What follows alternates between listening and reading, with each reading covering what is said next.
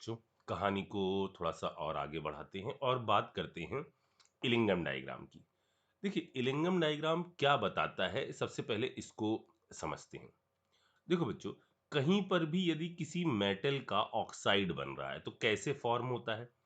Metal solid form में ली जाती है, उस पर ऑक्सीजन गैस की रिएक्शन करा रहे हैं और हम बना रहे हैं मेटल का ऑक्साइड कुछ सॉलिड फॉर्म में। ये है मेटल ऑक्साइड का फॉर्मेशन। ठीक है। अच्छा, अब जरा यहां पर ये समझते हैं कि ये जो प्रोसेस हो रही है ये रोस्टिंग टाइप की प्रोसेस है। ऑक्सीजन जब बाद में जुड़ रहा है तो इस प्रोसेस में वो एनर्जी बाहर फेंक रहा होगा, यानी जो प्रोसेस होगी वो कैसी होगी। ये प्रोसेस होगी exothermic. Exothermic means delta H इस प्रोसेस का कैसा होगा, निगेटिव होगा। ठीक है। अच्छा, इस मेटल ऑक्साइड के फॉर्मेशन में एक चीज और खास बात है। ये भी सॉलिड है, ये भी सॉलिड है और इधर गैस मौजूद है। अगर हम इस रिएक्शन की एंट्रोपी चेंज के बारे में बात करें तो फाइनली कैसी है, जीरो। इनिशियली कैसी थी, गैस के कारण ज्यादा है। सॉलिड की तो एंट्रोपी का कोई इतना सिग्निफिकेंस है नहीं, गैस है और जिसकी एंट्रोपी कैसी है, ज्यादा है। तो final minus initial, delta S की वैल्यू भी कैसी आ रही है, निगेटिव। अगर मैं इस मेटल ऑक्साइड के फॉर्मेशन का डेल्टा जी चेक करना चाहूं कि ये मेटल ऑक्साइड का फॉर्मेशन कैसा अच्छी तरह होगा, कम टेम्परेचर पर, ज्यादा टेम्परेचर पर, तो हम एक रिलेशन थर्मोडायनेमिक्स लगाकर सोच सकते हैं कि डेल्टा जी बराबर delta H minus T delta S से हम ये चीज अब यहां से प्रिडिक्ट कर सकते हैं कि देखो ये निगेटिव है और ये भी निगेटिव है। ये निगेटिव का मतलब क्या है, ये ओवरऑल वैल्यू कैसी हो रही, पॉजिटिव। यानी यदि आप टेम्परेचर बढ़ाते जाओगे, जैसे जैसे टेम्परेचर बढ़ाते जाओगे, ये मेटल ऑक्साइड का जो फॉर्मेशन है ना, ये आपका मुश्किल होता जाएगा। बहुत हाई टेम्परेचर पर ना डेल्टा जी पॉजिटिव हो जाएगी और प्रोसेस हो नहीं पाएगी। और लॉजिक्स भी यही कह रहे हैं कि बहुत हाई टेम्परेचर आपने दे रखा है तो मे बी इसके बॉन्ड क्या कर जाएं, ब्रेक कर जाएं या फॉर्म ही ना हो पाए। समझ में आ रही मेरी बात, ये ऑक्सीजन स्टिक ही ना कर पाए, हाई टेम्परेचर पर ऑक्साइड बना ही ना पाए। तो इन सारे में जरा देखिए, जो भी मेटल ऑक्साइड के फॉर्मेशन की मैंने रिएक्शन लिखी हुई हैं, सब में हाई टेम्परेचर पर ग्राफ ऊपर की तरफ जा रहा है। एक बेसिक नेचर जो है इस ग्राफ का यही है, क्योंकि जैसे जैसे आप यहां डेल्टा जी बराबर जीरो है, यहां निगेटिव में धीरे धीरे धीरे धीरे वैल्यूज जो है बड़ी होती चली जा रही हैं। ठीक है। ऊपर डेल्टा जी की वैल्यू कैसी है, पॉजिटिव। डेल्टा जी पॉजिटिव होने का मतलब आपको समझ में आ रहा है, प्रोसेस कैसी हो जाएगी, नॉन स्पॉन्टेनियस। ये प्रोसेस हो नहीं पाएगी। ये प्रोसेस अगर डेल्टा जी आपका, delta G not, delta G की वैल्यू अगर कितनी आ गई, पॉजिटिव आ गई, तो ये प्रोसेस नॉन स्पॉन्टेनियस होगी। नॉन स्पॉन्टेनियस, पॉजिटिव पर नॉन, कहां लिखूं मैं, स्पॉन्टेनियस। ठीक है। जितनी ज्यादा निगेटिव है उतना ये प्रोसेस आपके लिए बहुत जबरदस्त अच्छी तरह से हो रही होगी। अच्छा, एक बात तो समझ में आ गई कि ये सारे ग्राफ जो हैं वो इस इक्वेशन को फॉलो करके इन सारी चीजों की इंफॉर्मेशन मिल रही है हमको। अच्छा, अब बच्चों यहां जरा इन मेटल्स को आप गौर से देखिए, इन वाली मेटल्स को, ये जो शुरुआत में आ रही हैं, ये मेटल ऐसी हैं जो बहुत कम टेम्परेचर पर, बहुत कम टेम्परेचर पर ये डेल्टा जी बराबर जीरो लाइन से ऊपर चली गई हैं। मतलब इन जनरल, याद करो जरा सा आप, यदि आप मेटल के नाइट्रेट को हीट करते हो तो क्या बनता है, बनता है हमारा मेटल का ऑक्साइड, NO2 और O2। ठीक है। अगर मैं यहां पर AgNO3 ले लेता, मैं उसको हीट करता, तो मैंने आपको सिखाया है कि यहां मेटल मिलेगा, Ag2O बनेगा, लेकिन वो अनस्टेबल है और टूट कर Ag में कन्वर्ट हो जाएगा और ऑक्सीजन गैस बाहर निकाल देगा। तो ये क्यों ऐसा, हमको कहां से पता चलता है, ऐसा हमको पता चलता है इलिंगम डायग्राम से। कि किसके मेटल का ऑक्साइड जो है वो स्टेबल है और किसके मेटल का ऑक्साइड स्टेबल नहीं है। इसका पता हमको यहां से चलता है। तो Ag और ये जो मेटल्स है ना, जिनमें हमने कहा था कि इनके अंदर आपको मेटल एलिमेंटल फॉर्म में बनानी है, ऑक्साइड की फॉर्म में नहीं। तो उन मेटल में होता क्या है कि उनके फॉर्मेशन का जो डेल्टा जी है इलिंगम डायग्राम में रूम टेम्परेचर पर ही इस लाइन से ऊपर चला जाता है, तो उनके ऑक्साइड हम बनाते नहीं हैं। अच्छा, इस डायग्राम से हमको कई सारी चीजें पता चलती हैं। याद करो, रिडक्शन प्रोसेस में हमने एक खास बात करी थी जब हमने रिडक्शन विथ मेटल पढ़ा था। दिमाग लगाओ, जब हमने रिडक्शन विथ मेटल पढ़ा था तो हमने क्या कहा था? हमने रिडक्शन विथ मेटल में आपसे क्या सिखाया था कि जो भी क्रोमियम का ऑक्साइड है ना, वो आपका एल्युमिनियम से रिड्यूस हो जाएगा। तो कौन सा किसके द्वारा रिड्यूस होता है ना, ये भी पता हमको इससे ही चलता है। जो भी मेटल इसमें नीचे लाई करती हैं, जो भी मेटल इसमें नीचे लाई करती हैं, उनका डेल्टा जी, जैसे ये है, इसके फॉर्मेशन का डेल्टा जी माइनस एक्स, ये कुछ माइनस में काफी बड़ी वैल्यू है। जैसे मान लो ये 600 है, ये ऊपर है, इसकी वैल्यू माइनस वाई, यानी इसकी वैल्यू कुछ मान लेते हैं माइनस में 400 है। अगर मैं इस इक्वेशन को ऐसे ही रखूं और ऊपर वाले को पलट दूं, Cr2O3 changing into 4/3 Cr plus O2, इस इक्वेशन का डेल्टा जी कितना हो गया? अब ये हो गया पॉजिटिव प्लस वाई, और 4/3 Al प्लस O2, जो ये Al2O3 दे रहा है, इसका डेल्टा जी कैसा आ गया? माइनस एक्स ही रहा।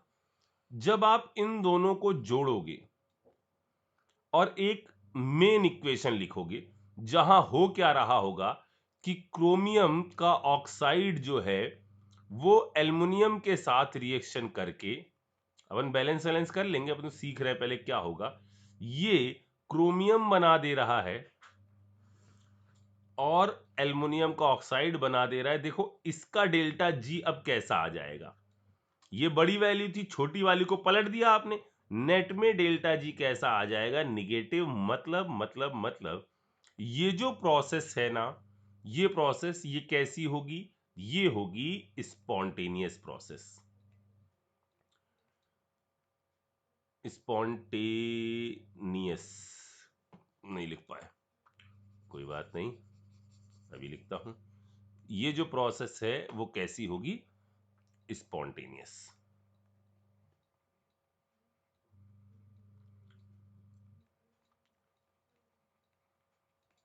ठीक, इसका मतलब लॉजिक क्या आया?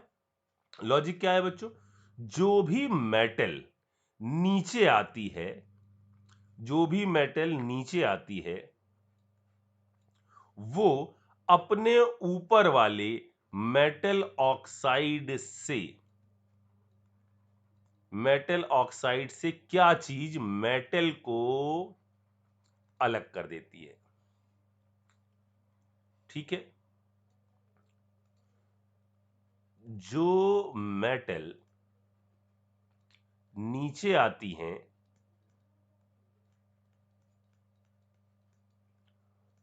वो ऊपर वाले मेटल ऑक्साइड को रिड्यूस कर सकती हैं।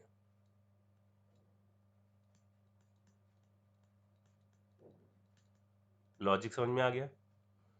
ठीक है, अच्छा।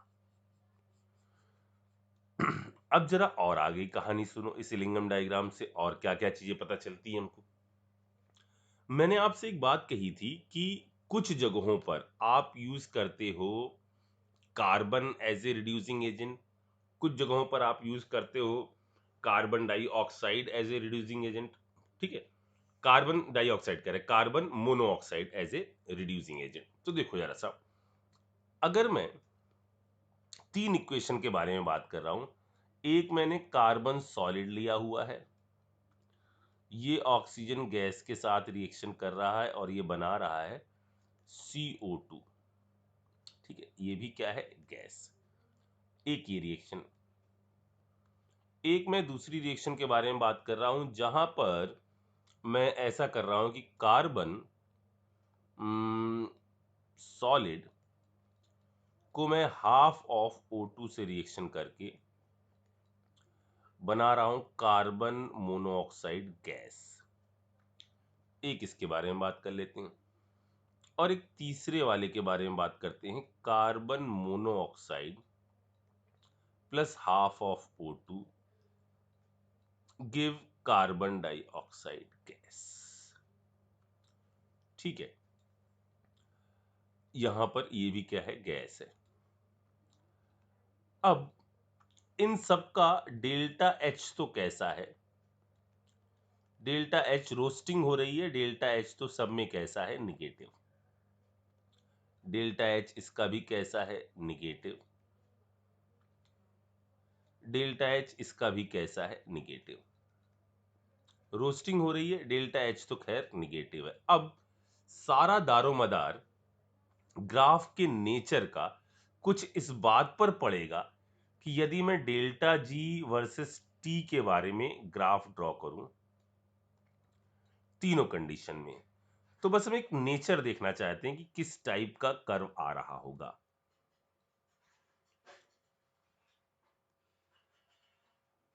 डेल्टा G और इधर T।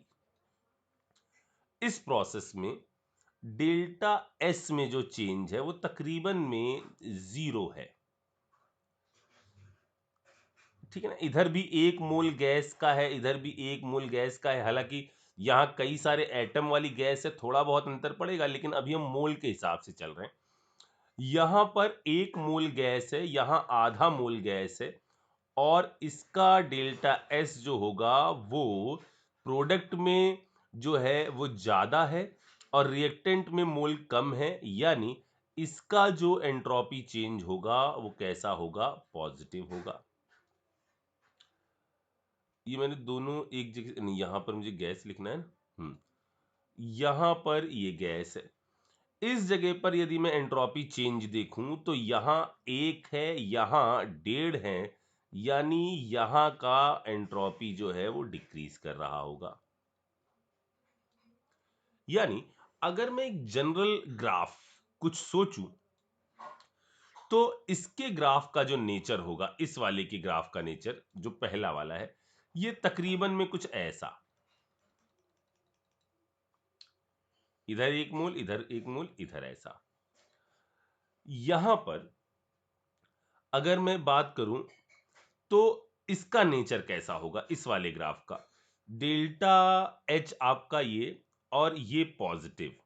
इसका मतलब ये ग्राफ जरा ऊपर वाली एक्सप्रेशन से सोचिए, यहां पर ये कैसा है, टी के साथ बना रहे हैं, ये आपका कैसा है, ये इस वाले में डेल्टा एच कैसा है, पॉजिटिव। पॉजिटिव है, इट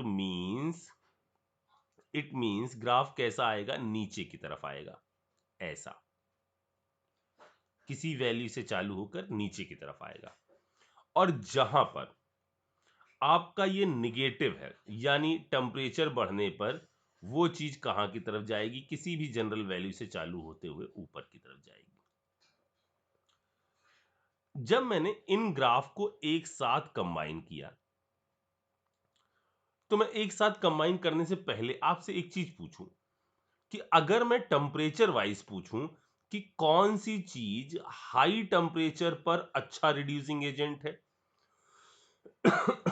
और कौन सी चीज लो टेम्परेचर पर अच्छा रिड्यूसिंग एजेंट है, तो देखो यहां पर ये हाई टेम्परेचर पर ग्राफ नीचे से नीचे होता चला जा रहा है, यानी ये अच्छी तरह से रिडक्शन कर सकता है, कार्बन अच्छी तरह से रिडक्शन कर सकता है। कब, जब आपका टेम्परेचर ज्यादा हो, हाई टेम्परेचर पर कार्बन एक अच्छा रिड्यूसिंग एजेंट है। और लो टेम्परेचर पर कार्बन मोनोऑक्साइड एक अच्छा रिड्यूसिंग एजेंट है। अगर आपको याद हो तो मैं जब पीबी के साथ कार्बन की रिएक्शन करा रहा था कि पीबीओ प्लस कार्बन, तो मैं कार्बन डाइऑक्साइड नहीं लिख रहा था, मैं क्या लिख रहा था, पीबी प्लस सीओ, क्योंकि मुझे पता था कि इस इक्वेशन के हिसाब से कार्बन बेटर रिड्यूसिंग एजेंट है, वो नीचे की तरफ आ रहा है। अभी एक सेकंड, ये वाली बात जो मैंने बोली ना, मतलब मैं कार्बन के साथ रिएक्शन करके कार्बन डाइऑक्साइड भी तो बना सकता था, लेकिन मैंने वो नहीं बनाया था, मैंने CO बनाया था, क्योंकि मैं सोच इस रिएक्शन के हिसाब से उस वक्त रहा था। तो अगर मैं इन दोनों ग्राफ को या इनफैक्ट तीनों ग्राफ को एक साथ यदि मैं कंबाइन कर दूं, इधर मैं रख लेता हूं डेल्टा जी, यहां फिर से हमारा टी है। अब मैं ग्राफ कंबाइन कर रहा हूं सारी, कुछ ऐसा है, हम सिर्फ एक चीज यहां समझना चाह रहे हैं, कुछ ऐसा है, एक कुछ ऐसा है, और इस ग्राफ में एक ये जो पॉइंट आता है, ये जो एक टेम्परेचर आता है, ये आता है 983 केल्विन। मतलब 983 केल्विन से पहले कौन सी चीज आपका रिडक्शन अच्छी तरह से करवा सकती है? 983 से पहले carbon monoxide is better reducing agent. और यदि मैं टेम्परेचर 983 से ज्यादा रख दूंगा तो इस जगह पर कार्बन जो है वो आपका बेटर रिड्यूसिंग एजेंट हो जाएगा।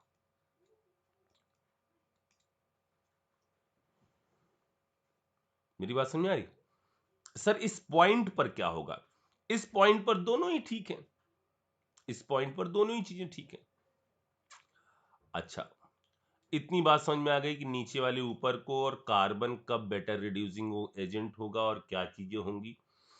अच्छा, अब मैं इसमें आपको कुछ क्वेश्चन कराता हूं पहले।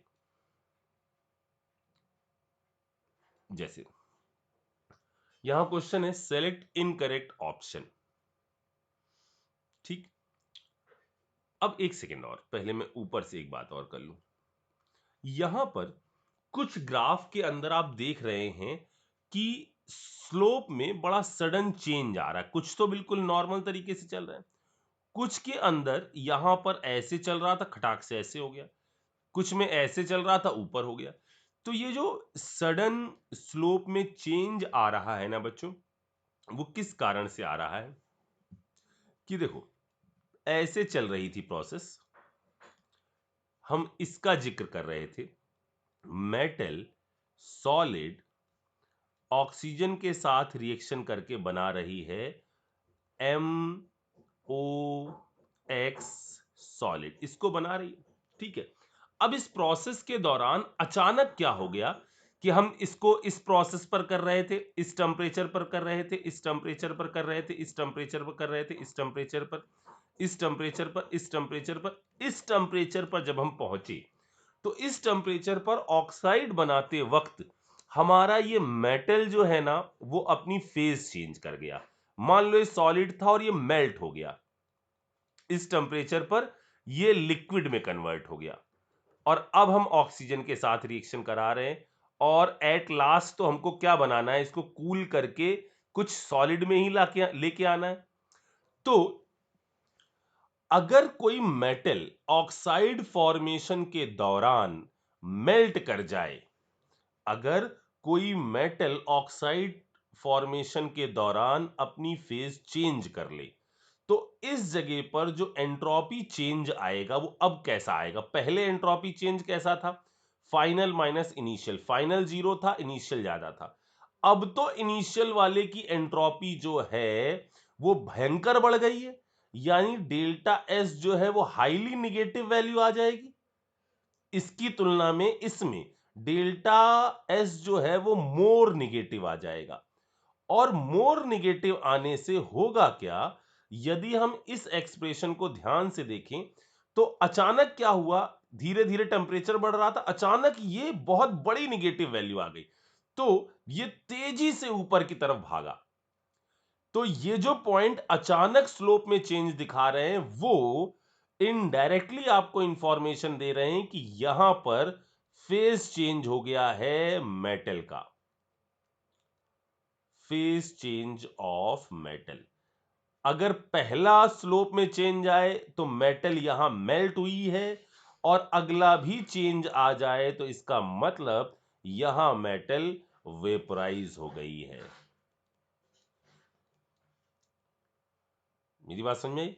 तो जो सडन स्लोप में जो चेंज आता है, ये आपको इस बारे में इंफॉर्मेशन देता है कि आपका ये जो प्रोसेस चल रही थी, उस प्रोसेस के दौरान मेटल जो है मेल्ट या वेपराइज हो रही है, इसकी इंफॉर्मेशन देता है।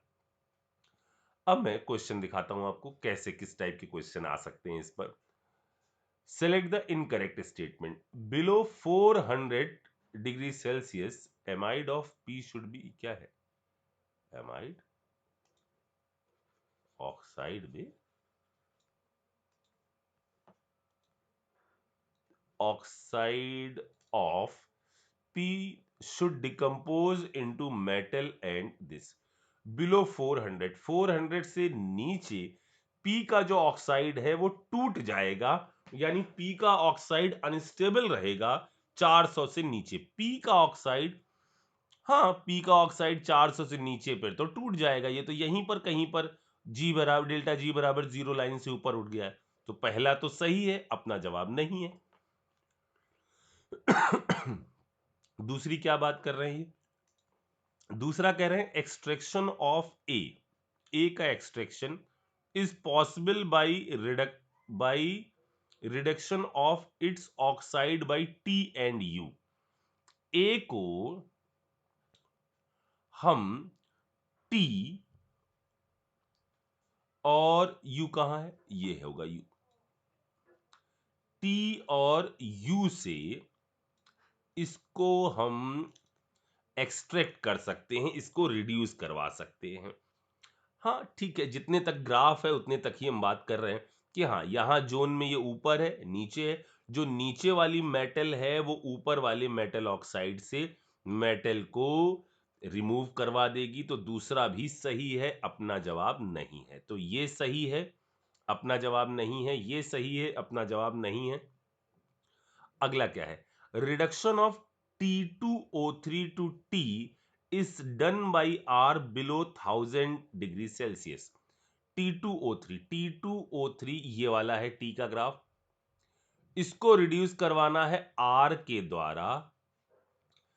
तो ये प्रोसेस क्या कह रहे हैं, बिलो 400, बिलो 400 तो भाई ये प्रोसेस नहीं हो पाएगी, क्योंकि बिलो 400 से पहले ये आर वाला जो है वो ऊपर है और ये वाला नीचे है, ये तो नहीं हो पाएगा। अपना जवाब एक तो चेन्नई आ गया।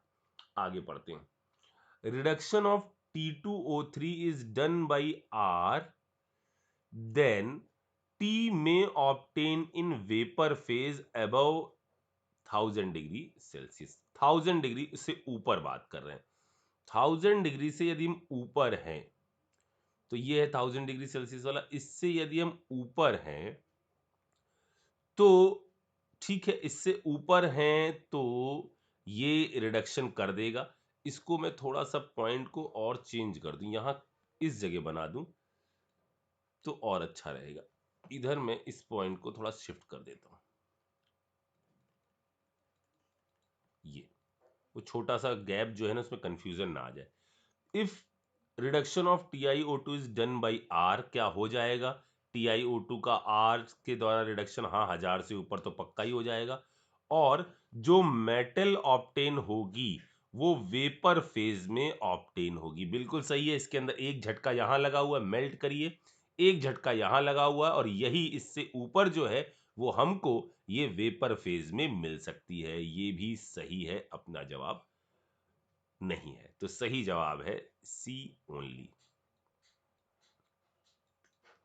आया समझ में? आसान है, टप्पा सा है, बस कुछ चीजें सिंपल सिंपल सी उनको देखते चलो।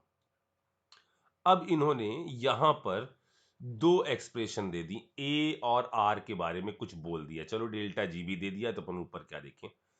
इसमें क्या लिखा हुआ है, दोनों 1000 पर दिया गया है। Reduction of A O is not proceed by R. A O का आर से रिडक्शन जो है वो नहीं हो सकता।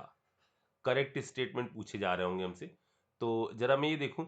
अगर आर को देखो तो वो नीचे लाई कर रहा है, ये ऊपर लाई कर रहा है, तो आर से तो इसका रिडक्शन हो जाएगा।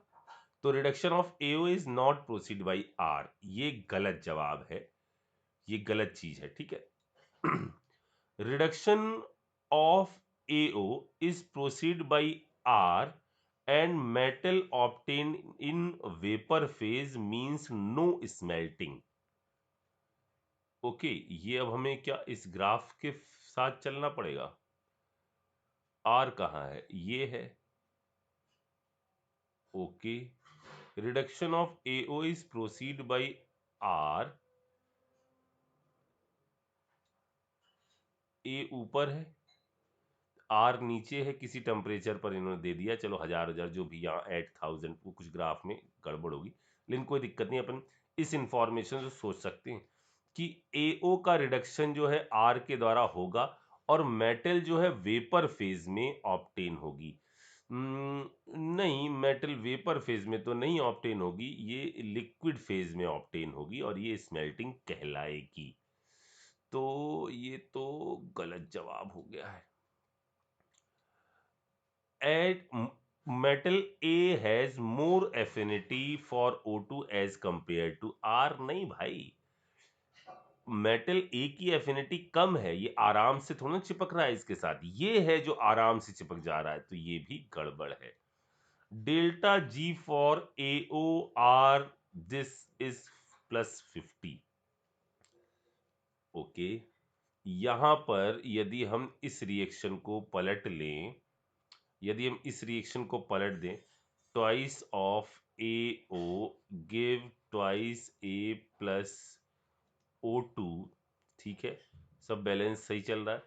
और इधर मैंने कहा R, और R वाले को ऐसे करना है, R plus O2 give 2RO। और इसके लिए यदि मैं बात करूं तो ये सब तो कटा, और यहाँ यही इक्वेशन आ गई। क्या आ गया, 2AO plus 2R give 2A plus 2RO। और इसकी वैल्यू कितनी आ रही है, हमने इसको एज इट इज रखा है, इस वाले को पलटा है, सॉरी इसको पलटा है, तो ये 300 हो गया, और इसको हमने ऐसे ही रखा है, तो ये हो गया माइनस इतना। यानी ये वैल्यू तो जो आ रही है वो कितनी आ रही है, वो तो आ रही है आपकी 40, और वो भी निगेटिव में। ये जो तो वैल्यू आ रही है वो तो आ रही है 40, वो भी निगेटिव में। मान लो अपन मोल वोल का कुछ लफड़ा करें कि डेल्टा जी इतना है, डिवीजन कर लें तो 2 से हम उधर डिवाइड भी कर दे तो भी कुछ नहीं फर्क पड़ेगा, ये भी गलत है। तो मे भी इसके अंदर इनकरेक्ट ऑप्शन पूछे गए होंगे। चेक करिए आप भी एक बार जरा सा इसको, ठीक है। इसको करने के बाद आप इस पर आइए और इन तीनों चीजों का जवाब दीजिए, इन 3 क्वेश्चन का, इसको जल्दी आप निपटाइए, ठीक है। इसको करो, फिर अपन आगे चलते। तो क्या क्या एलिंगम डायग्राम से सीख लिया, जो कुछ मेटल ऑक्साइड होते हैं जो स्टेबल नहीं होते हैं उसके बारे में सीख लिया। रिडक्शन क्यों आप करते थे, नीचे मतलब क्यों एल्युमिनियम जो है क्रोमियम के ऑक्साइड से क्रोमियम को अलग कर देती है, इसका पता चल गया। कार्बन और कार्बन मोनोऑक्साइड में कब कौन सा यूज होगा, यदि लो टेम्परेचर होगा तो क्या यूज करेंगे, हाई टेम्परेचर होगा तो क्या यूज करेंगे। इसके अंदर एक चीज और पूछी है, at 1000 degree Celsius reaction which is spontaneous to maximum extent. वो रिएक्शन ज्यादा स्पॉन्टेनियस होगी जिसमें लाइनों के बीच का गैप कम है, या जिनके अंदर लाइनों का बीच का गैप ज्यादा है। तो जिनके अंदर लाइनों के बीच का गैप ज्यादा है वो आपकी कैसी होंगी, ज्यादा, क्योंकि उनका डेल्टा जी ज्यादा डिफरेंस आएगा। तो ये जो होगा वो मोर आपका स्पॉन्टेनियस होंगी। ठीक है, जल्दी से इसको टिपो।